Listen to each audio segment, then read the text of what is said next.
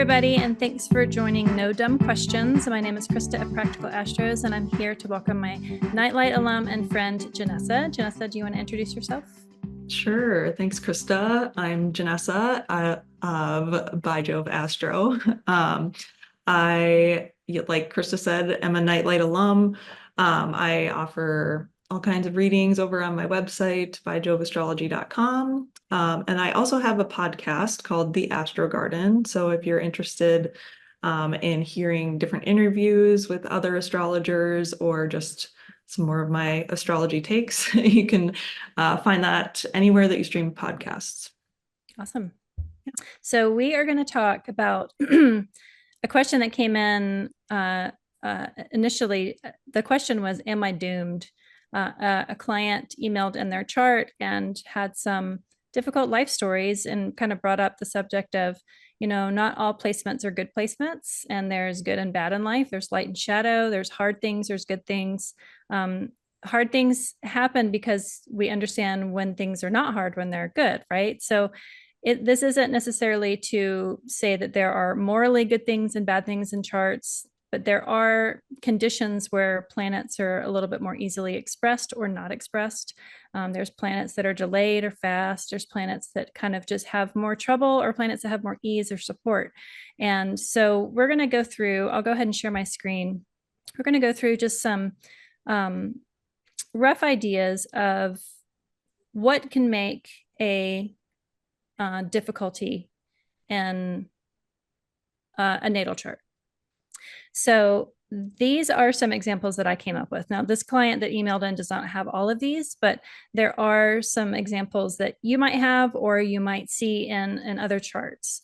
And so in Hellenistic astrology, we put a lot of emphasis on the ascendant, and the ruler of the whole chart is that ascendant sign. And so one way that a chart can seem difficult is if the chart ruler cannot see the ascendant. So like, say you have a Cancer rising chart and the moon is in the 12th house. The moon in traditional or Hellenistic astrology can't see by aspect the first house.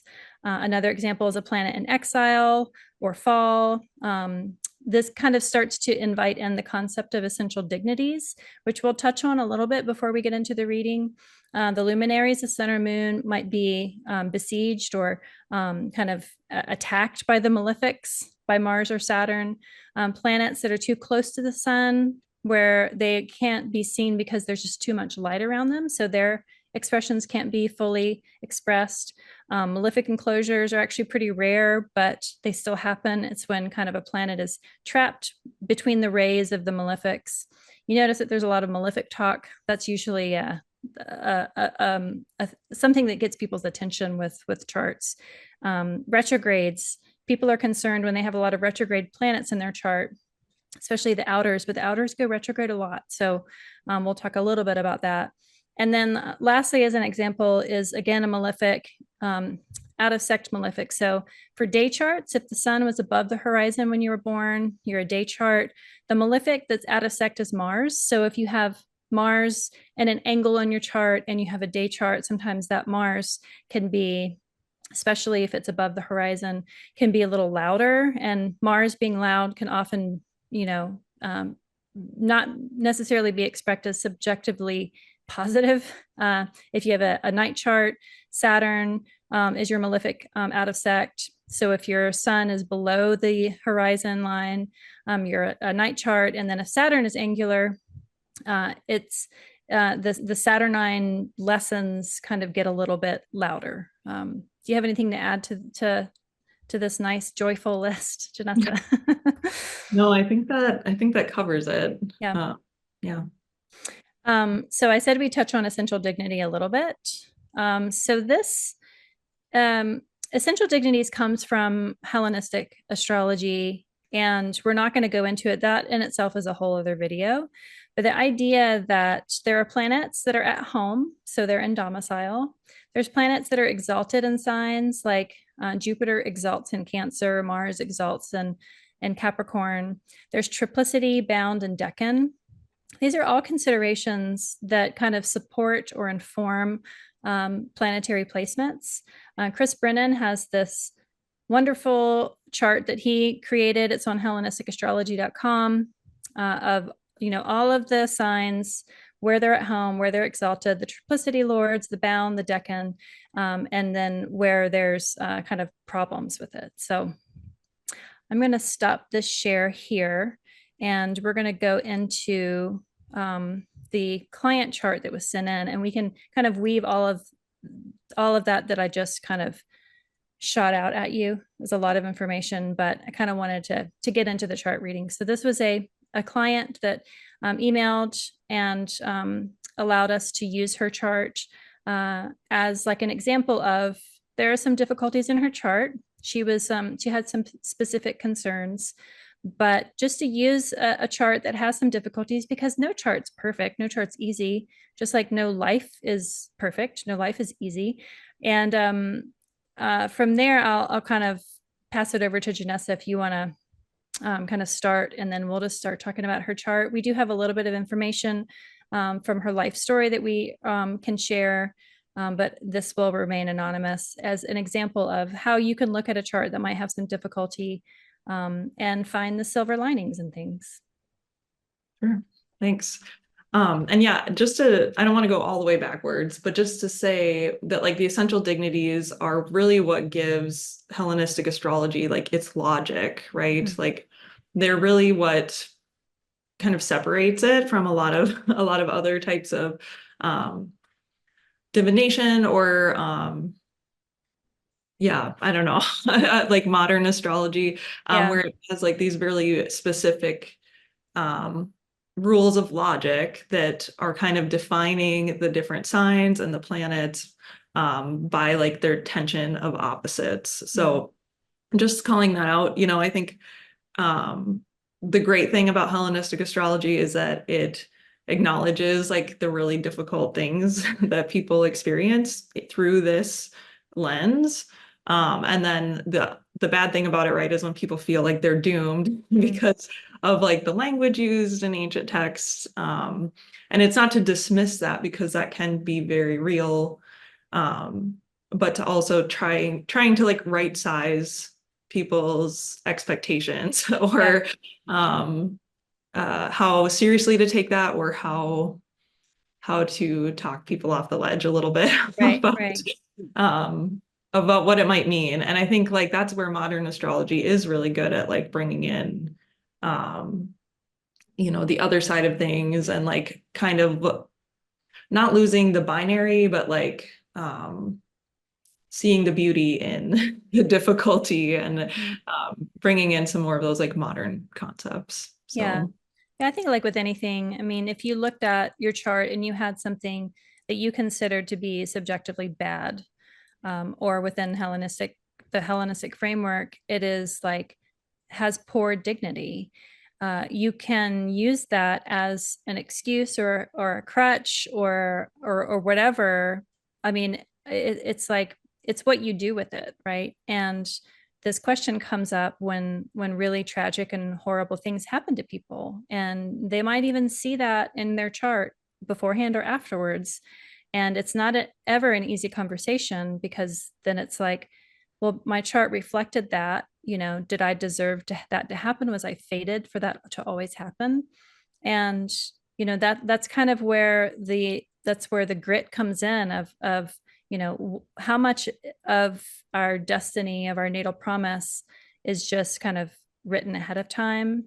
How much agency do we have? How much negotiation or negotiating power do we have with our own fate? I mean, that in itself is a whole other conversation. I kind of straddle the middle of we have hard things happen to us in life. There's no avoiding it. Rarely, when you see it in a chart, does it repeat the same way. So if you have a hard placement and you've had a hard experience that you can kind of pinpoint on that placement, chances of that hard thing happening again in your life is pretty rare. Sometimes it's just having that placement shows that it would happen once, but it's less likely that it's going to be a chronic or repetitive thing. And that is kind of the beauty of just the modern life and the modern world is that we get to have these conversations. We have the luxury of having the conversation of how much agency do I have in my own natal chart, because it's a tool that we can use. But I ultimately do not think that people are doomed regardless of charts. And just having the question of, how do I navigate it and work with it?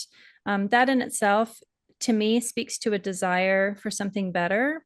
And so if you're wanting to use astrology to make your life a little better, then kind of keep that little kernel of hope, because that's really the best weapon that you have against the idea that you are doomed.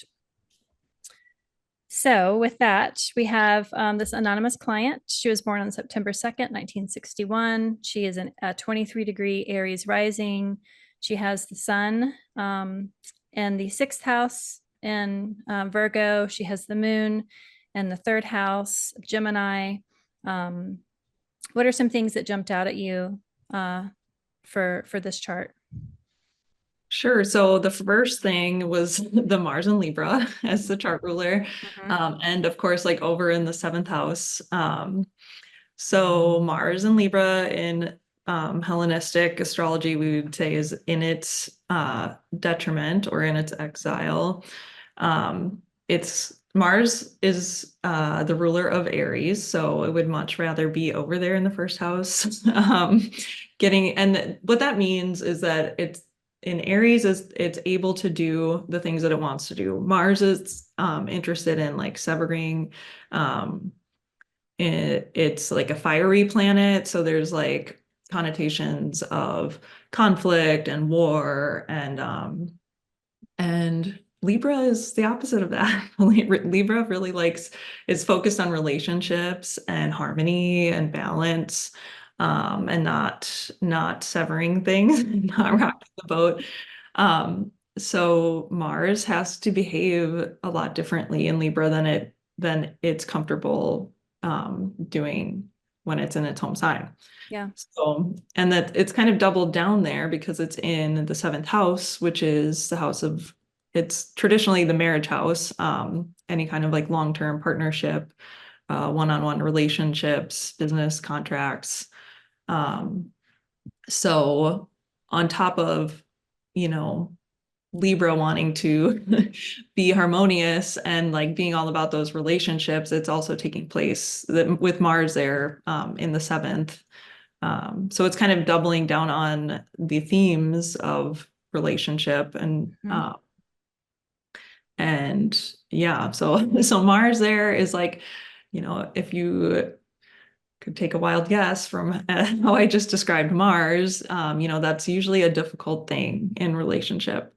The way that since Mars doesn't have as much power in Libra or isn't able to behave in its normal ways that it's used to, I see Mars in Libra kind of acting as more passive aggressive. It's like this under the surface kind of conflict. It's not always comfortable voicing that conflict. You know, Libra still wants to keep that relationship going, but Mars is kind of antithetical to that. So I don't know. What are your thoughts on that placement? Well, I mean, it got my attention because it's in a square um, within like 55 minutes of or no, even less, of the MC and the IC. And so the MC and the IC are kind of these points in a chart that can speak to like how we're seen and like how we root. And so, I would, if the client was in front of me, I would ask them like, where is that tension that, is maybe coming from relationships that is disruptive or challenging, because the aspect that is associated with Mars is the square. And a thing about Mars, Mars, the nature of Mars is the square, which is like it's this impetus for change. It's like wanting to sever or wanting to puncture, wanting to go further, in a fire sign in Aries, or in where it's exalted in Capricorn, it wants to move forward. Those cardinal signs, it wants to like keep moving, keep moving. And I could see it expressing as kind of a severing nature, maybe a disgruntled or passive aggressive, nature in that house of Libra. but it did get my attention that it was kind of right there at this crossroads point between the MC and the IC. Now Libra is ruled by Venus, and so we look, okay, well, where's Venus? Venus is down there in her joy. She's in her joy in the 5th house of Leo, which is a solar, sign, and she's in the decan of Saturn, and Mars is in the decan of Saturn. So there is this. They're kind of operating with a little bit of similarities there, and so I would look at, if the client was expressing difficulties in relationships, I would kind of look at that relationship between Venus and Mars. At least Mars and Venus can see each other. Mhm. And that to me is a silver lining. It's not like as if she is operating, or Mars is operating without any sort of guidance. If we go even further, though, we look at, okay, well, Venus is in Leo. Leo is ruled by the sun. The sun is in the next door sign of Virgo, which cannot, traditionally see each other. Leo and Virgo can't see each other by sight because they're adjacent houses. And so maybe there is a little bit of, not having clear direction from the sun to Venus. I can see that being a little, just unclear, uncertain, not knowing exactly how to go forward or how to lead, and feeling like you might be at the behest of your situation, and wanting ease, but maybe not knowing the exact route to take to get to that ease that ultimately lands in that 7th house of that exiled Mars. Mhm. Yeah. Another thing that got my attention, though, was that moon. Yep. The moon is in her joy in the 3rd house. The moon is at 23 degrees, and it's sextile the ascendant. And so again, I would look at that of like, there's that connection there. There's that really tight connection to the ascendant. The character of the chart is that ascendant. And the moon in her joy in Mercury's temple, it's squaring Mercury, so it's engaged with Mercury, its ruler of Virgo, over there at 27 degrees. So that's, again, at least they can see each other. It's like, take the wins whenever you can with a difficult chart. If they have sight, they are at least in communication. And maybe communication, especially between Mercury and the moon, maybe that's too much communication, too much chatter. The moon can also be the mind, and Mercury can also be the mind. So it's like, is there too many chances for overthinking things that just kind of gets chewed to pieces? Or that phrase of digging into a bull's horn. It's like you're just you can't stop that. And I could see that could create some sort of discord.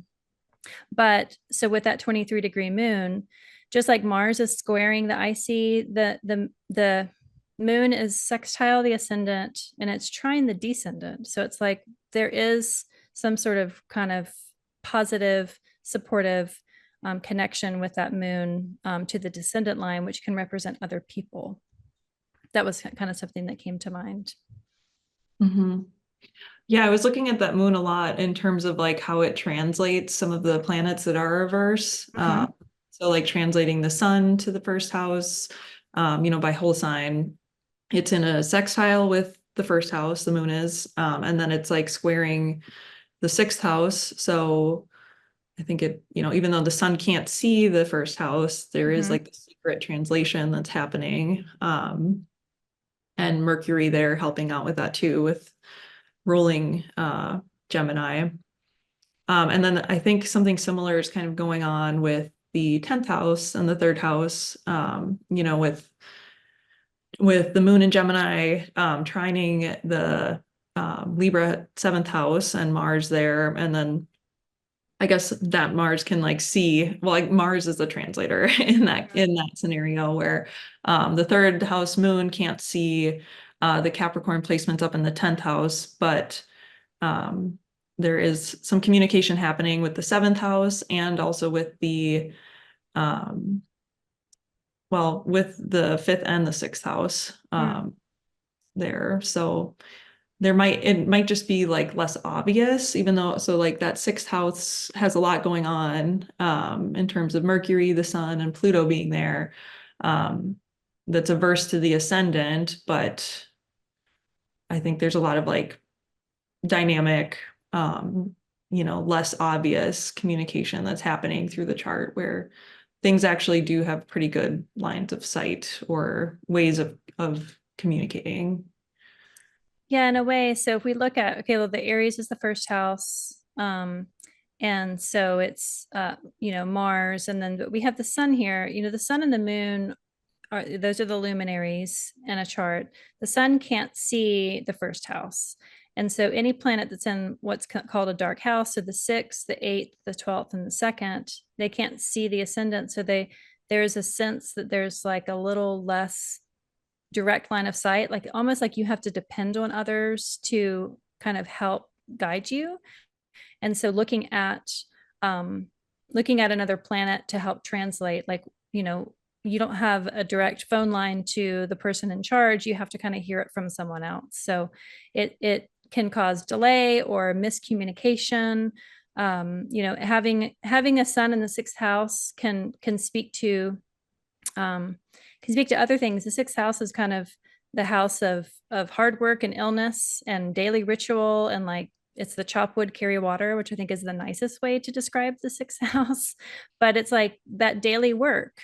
And so having a luminary in that sixth house can speak to just kind of this the plot line, as the sun can be in Hellenistic astrology, the plot line to be underwritten by that chop wood, carry water, having to have that that hard work there. That Another thing that came in, and I'd like to talk about the Jupiter Saturn connection up here, because that was something that she had mentioned. But another thing came in through this person, and I'll speak to it a little bit. So this person read on social media an astrologer saying something about having the Pluto near the sun is kind of like this bad omen in a chart. And I hate when clients come in and they're really desperate because they've heard something really outrageous that they see in their own chart. And they think that, am I a psychopath? Am I a serial killer? Am I, this horrible person because I have Pluto near my sun? Especially Pluto, because Pluto moves so slowly. There would be generations of people that have that same signature that are born every year as the sun is near Pluto that would have this like bad omen hanging over their shoulders. I'll just say that whenever you hear an astrologer say that something is definitely true, don't believe them. Or take them with a big grain of salt, because when you say something outrageous, a lot of times, especially on social media, people say things outrageous so that they get more attention. But we're dealing with people's lives here, and especially when you come to astrology in a vulnerable place, that's the worst time to hear something incorrect. And so Pluto, there's a lot of fear mongering around lots of planets, but Pluto especially kind of gets this, you know, planet of transformation, revolution. It's like the dragon inside the volcano. It's like all of this like real heavy stuff. And if you see, I mean, her sun is you know 3 degrees away from Pluto. I wouldn't even really consider that if I was reading the chart. I would look at it, but it's not within the same degree, so I don't know that it would speak that loudly to her. But I wanted to just speak on it in general. If you hear somebody kind of talk about a placement that you have and say that it definitely means XYZ, or it definitely means that something bad is going to happen to you, I just would not believe them. And I would ask them to clarify it, or I would go to another astrologer and get a second opinion on your chart. Because a lot of times I feel like people say those really outrageous things for self-serving reasons, for their own attention. And it's unfortunate, but it does happen. And it happened with this particular client around this particular placement. And so, yeah. Outside of that, she did have specific questions about her Jupiter and Saturn. So do you want to talk a little bit about that one? Yeah, so we have Jupiter and Saturn within about 4 degrees of each other up in the 10th house, along with the MC. And Saturn, that's Saturn's home sign. So Saturn's very comfortable there. Jupiter is what we would say in its fall there, meaning it's the opposite. It's opposite from Cancer. Cancer would be where Jupiter would be like an exalted guest, Mhm. like a royal guest of honor. So it's kind of like down in the trenches and cast aside, if we're thinking in those visuals. But um, I Jupiter on its own in Capricorn kind of gives me images of like a zealot or like Mm. someone, because Jupiter is tied to religion and philosophy, and Capricorn is a cardinal earth sign, which really likes to like build things and like strive and like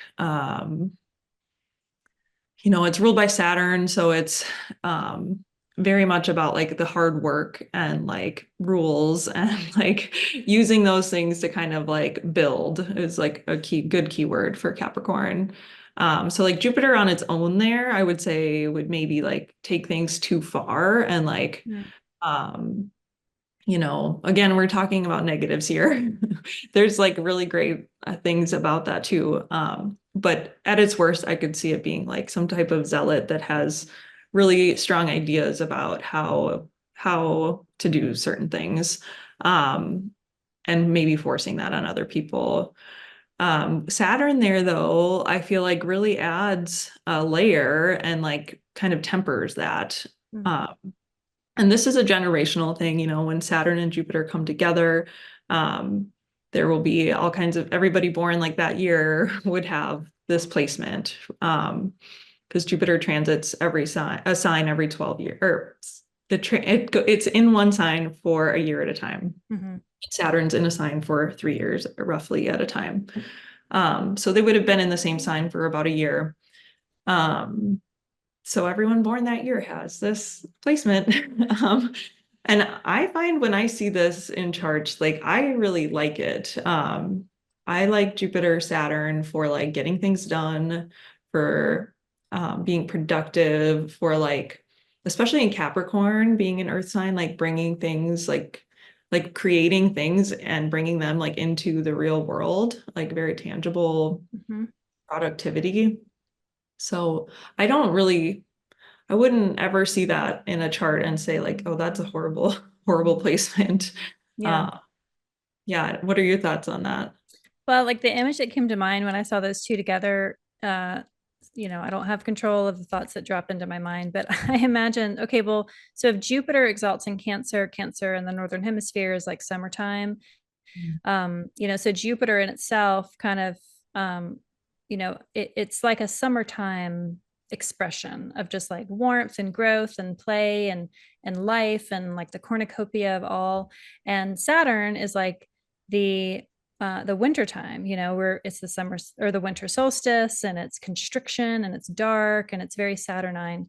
And having the two of them together, I just got this blend of like when you see pictures of like Santa Claus and Hawaiian shirts at the beach, it's like he's out of character. So I think like Jupiter and Capricorn is kind of like this awkward Santa Claus that is like forced to be at the beach because he's like, I mean, it's inverted because he is the beach being brought to the wintertime. I don't know. I just got this kind of jovial, wearing different clothes that he's not really comfortable in. Jupiter and Saturn sign, there is restriction, and Saturn and Jupiter wants to expand. And so I could see that there can be this tension of opposites. It's also slow because it's retrograde. You can see that the colors are red, so it's a retrograde planet, so it's very slow. Jupiter goes retrograde, Saturn goes retrograde for a long time each year. Um, so she has both of these planets that are kind of slowed down. Jupiter will eventually have caught up to Saturn, but it's 4 degrees away. It's close enough, but not yet right on top of each other. It got my attention that Saturn is at 23, squaring the ascendant. So while we have the moon sextile the ascendant, and trining the descendant, we have Saturn squaring the ascendant and descendant line. So I could see again that square, that nature of Mars being kind of this tension point of conflict. But then we look at Jupiter at 27 and it's trining Mercury at 27 in the sixth house. So I like the idea of kind of being able to get things done. And so maybe in a relationship sense, that Saturn really does provide like unnecessary conflict and restriction within relationships. And on a personal side, that sixth house of kind of like the daily ritual of work that you do communicates very effectively to that Jupiter. She's a night chart. She was born, with the sun below the horizon. And so Saturn is her malefic out of sect, and Jupiter is her benefic out of sect. So they're not they're not necessarily in great power, but they're up there at the top of the chart. So it's almost like an angular planet. So a planet that's in the first, 10th, 7th, or 4th usually speaks pretty loudly. And she has those two big planets, Jupiter and Saturn are big. They have longer cycles than the other ones. At least in the traditional one, the sun, moon, Mercury, Venus, Mars usually move a lot quicker. Those two big planets are slow, they're together, they're angular, and they're kind of the ones out of sect. So it's like, I could see that just causing delay and causing discord because of that square. And yet that Jupiter connected to the Mercury there, I kind of feel like she's got a lot of she has a lot of silver linings despite some of the difficulties. And some of the things that she brought up are more relationship. And I think that we can just look at that Mars in the seventh, not at home, kind of being a sign of really having to fight in relationships, maybe fight for peace, maybe that if we look at the seventh house ruler as Venus, and Venus is in Leo, which is a solar sign, could that describe the kind of people that she attracts, which are very solar and expressive people? But yet Mars being there kind of invigorates. I could see this being kind of like a invigorating and passionate capacity of the types of people that she attracts. But Mars can sever, and that exists, outside of all the silver linings. Like, again, it's not denying that hard things happen. I guess the question is she doomed? I don't think that she is. Yet also recognizing that she has experienced some hard things in life that kind of circulate around relationships. Mm-hmm. Yeah. And I think Mars being the malefic of sect, I think that that's something that I would advise this person to lean into, is that it's still a malefic. I'm not denying that. But something I personally try to do with my malefic of sect, sorry, is to embrace that and to think about, ultimately it is kind of there to teach us something, right? And whether that Mars, it can play out as the cutting and the severing and the difficulty and conflict in relationship. But it can also, just signify a big drive toward that. That's you. It's like the chart ruler. It's a stand-in for you in the chart. And you're over there in the seventh house of other people. So, I think that there's a big part of this person who maybe is driven to find themselves or is looking for themselves in other people or in their relationships, which is often, especially nowadays with internet discourse and whatnot, is can be seen as a negative thing, right? Where we need to be independent and not relying on others. But there's a very real human need to be connected with a partner or with other people. And to I would say this person should embrace that and not try to be healthy about it. Don't tie your worth to other people, but it is okay to depend on other people, and to have relationships with other people where you're, seeking something. There's a reason why humans do this. So I guess I would, yeah, like look at ways to think about that Mars, that are not just like the severing or the cutting. It's kind of like a lot of energy there and a lot of yourself there. I don't know. What do you think about that? Well, I'm just looking at, I'm going to pull up a chart of um, the transits, because kind of what was getting my attention is, okay, she has a 27-degree Leo Uranus, and Uranus has been hovering around that degree of Taurus for a while. It was like 21 in April when it made that conjunction with Jupiter, which would have trined that Jupiter up there. But I just wonder if the current transits, like having that square into that fifth house, might, be causing some of the disruptions that are happening. That fifth house where Venus is, it's not making that direct aspect to it.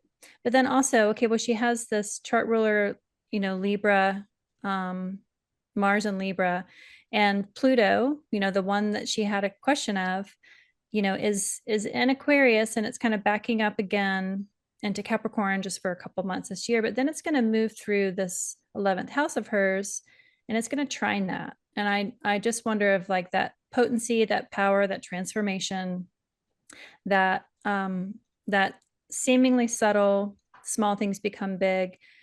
I wonder if that will kind of light up a sense of empowerment in whatever way she needs to that Mars, that over the next 5 or 6 years, I mean, we can see like when is Pluto is going to trine her Mars. So in 6 years, Pluto will be at that 10 degree. And 6 years may seem like a long time away, but it's actually not. It's gonna be applying from now until like Pluto goes back into Capricorn what, September 1st or 2nd this year, and then it moves out November 5th, I think. And so once it hits Aquarius again and just starts applying, it'll be slow. But between now and 2030, I don't know. It makes me wonder if that sense of support will slowly kind of grow into shining supportive light and empowerment towards that Mars. She'll be approaching a Mars opposition too at the same time, that year, which in itself can be, oppositions are the nature of Saturn, and they give us perspective, and they kind of almost remind me of like the full moon aspect of like shining the most light on a placement of like, I have my placement. Let's say I have Mars and Libra in the seventh house, and Mars is in Aries, opposing it in the first, and it gives you the biggest amount of illumination and insight or enlightenment about a situation. So oppositions can seem difficult because they are a tension point, but they also kind of force us into facing what all of the issues are, and that full moon illumination of what all the issues are, in order for us to kind of keep going and move forward. So that was just something that got my attention, the Uranus square that she's experiencing with Uranus and Taurus currently, squaring her natal Uranus, and then looking at when that Pluto will be trining her Mars. So that was just some thoughts that I had. I'll go back to the current transits. Yeah, I was thinking about that too with that Pluto, especially, and how it's going from the square, right, to the trine, and like the difference there. And then before it squares Mars, it will also oppose her Venus, right? Oh, right. Yeah. Like that's a really interesting dynamic. It's about halfway Let's between look at like that. splitting the Yeah. difference. Um, so that's kind of interesting to That's see, in like, a year and a half. Yeah. Two yeah. years. So really like tilling up the fields of like, what are you attracted to? What do you find pleasurable, especially in that fifth house? Mm-hmm. Venus, I don't think we mentioned Venus is in her joy there too. Mm-hmm. So yeah, really reevaluate. This is a time of like really thinking about what you like and what what you enjoy, whether it's hobbies or what you're looking for, like things that you like to do with a partner, your Mhm. sex life. Um, really revamping that. And then once we get to the trine with Mars, that might be actually an activator for some Yeah. something else. One thing that she brought up was like things kind of happening out of her control. And, Saturn is currently transiting her 12th house. And, Hmm. Saturn is in his joy in the 12th. But that just means Saturn can be Saturn. And the 12th house can be the house of like hidden enemies or just things kind of coming out of nowhere. Neptune is also there. And so I also imagine that once Saturn, even though when Saturn moves into Aries, Saturn will be in its fall because it exalts in Libra. Um, the situations that have come up with people, kind of hurting her without her understanding exactly why, or feeling like it's out of her control. I feel like just the planets moving out of Pisces there into her first house. Saturn in the first can be very fortifying. It does not mean that it's easy, but just the fortifying aspect itself. I honestly would prefer Saturn in the first to the 12th, but maybe I should ask you that. Oh, 100%. Yep. Yeah. I had, yeah, I'm in a first house year. I have Saturn transiting my first right now. So like the 6 years prior was like going through my 11th and then the 12th house. And that 12th house year with Saturn in the 12th was crazy. Yeah. But yeah, no, it feels a lot better. There's still stuff that's like can come up that's frustrating, especially it might be different because Saturn is the malefic of sect for me. Mm, I think that's an important thing to distinguish. And obviously her chart, it's unique. But I will say I've enjoyed it a lot more yeah. than Yeah. that 12th house. So yeah. Well, I guess we'll end on that note. I think it's funny that as we're talking right now, Chiron is right on her ascendant. So Mm. maybe this will be helpful to her just as a person when we send her this recording. So I'm going to stop the share and thank you, Janessa, for joining me to talk about some of the harder things in astrology. There's lots more to talk about, and but I think it's important to just kind of recognize it because it's often when people come to astrologers, usually when I get kind of a slew of text of like what's going on in the sky, like can you look at my chart, like when is it going to get better. I had a text yesterday from a friend that I forgot that I comforted a week ago, and she said, "You're right, the pressure valve has been released." And I was like, "Oh good." I forgot what I said, but I'm glad that it worked Yeah. because that's often just what astrology is here. It's like if you can look at your chart and kind of see some sort of hope, some sort of glimmer of light, if that's the only thing it does, then I feel like it's done its job. So thanks for talking about kind of ways to look at that. And can you remind everybody of kind of who you are, what you do, and where people can find you? Sure. I am on socials as @byjoeofastro. I am an astrologer. I offer readings. I've got a website, byjoeofastrology.com. And I also have a podcast called The Astro Garden. So feel free to check it out. Awesome. All right. Well, thanks everybody for joining us, and we'll see you Thanks next so time. much for having me, Krista. Of course.